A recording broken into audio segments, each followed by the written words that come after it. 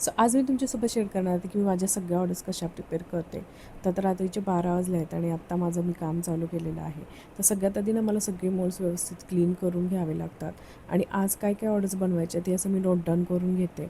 आणि आज असं एवढं खूप सारे ऑर्डर्स मला बनवायच्या होत्या आणि नेमकं माझी वेट मशीन खराब झाली आणि आज मी ती क्लीन करत होते, पण आय डोंट नो काय झालं आणि ती एकदम बंदच पडून गेली. सो आता मला काहीतरी जुगाड करावा लागणार आहे. ह्याच्यामध्ये मी नवीन सेल्स पण ॲड करून बघितले, पण तरी पण हे मशीन चालत नव्हतं. जर कोणाला काही माहीत असेल तर मला नक्की कमेंट करून सांगा. हे सगळं केमिकलचं काम असल्यामुळे ना हँड ग्लोव्ज घालणं खरंच खूप जास्त गरजेचं आहे, त्यामुळे तुमच्या हाताला पण काही इन्फेक्शन होत नाही. सो आता मेजर करणं खूप मोठा टास्क होता, म्हणून मग मी असं एक छोटंसं बाउल टाईप घेतलं आणि त्यांनी मेजर करून व्यवस्थित सगळं रेझिन एका जारमध्ये सगळं रेझिन पोर करून घेतलं. त्यानंतर आज मला खूप जास्त ना ऑर्डर राईस प्रिझर्वेशनच्या होत्या आणि हे खरंच खूप जास्त सगळ्यांना आवडायला लागले.